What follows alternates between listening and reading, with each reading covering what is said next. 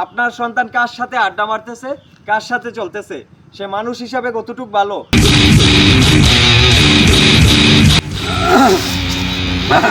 কি করো ভাতিজা? আসসালামু আলাইকুম কাকা, ভালো আছেন নি? কি করতেছে নে? এই যে এরা গেমস খেলছে, বই রইছি আমি। চলো নামাজ পড়ে আজান দিছে। আয় আয় জুবাইর, আয় নামাজ পড়ে আইগা, মসজিদে যাই। এই বেটা খারাপ বেটা, দুই রাউন্ড বাইরে এসে কাস্টমটা খেলে যা। আরে বেটা হ্যাঁ ডাক দিছে নামাজটা পড়ে যেতাম। আর নামাজ তো পরে পড়ন যাবো, ওরা গেছে কাকে জাগাত পরে পড়িস, নামাজের সময় তো আছে নাকি?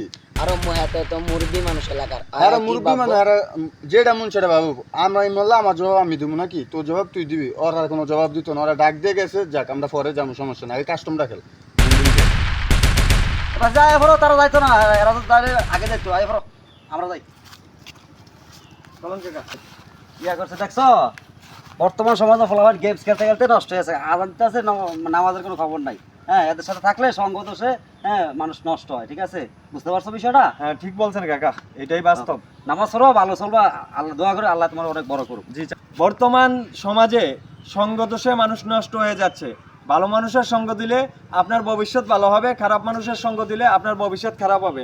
আপনার সন্তানের দায়িত্বটা আপনার উপরে। আপনার সন্তান কার সাথে আড্ডা মারতেছে, কার সাথে চলতেছে, সে মানুষ হিসাবে কতটুক ভালো, এটা খেয়াল রাখবেন। Bye bye. ধন্যবাদ, সবাই লাইক করবা।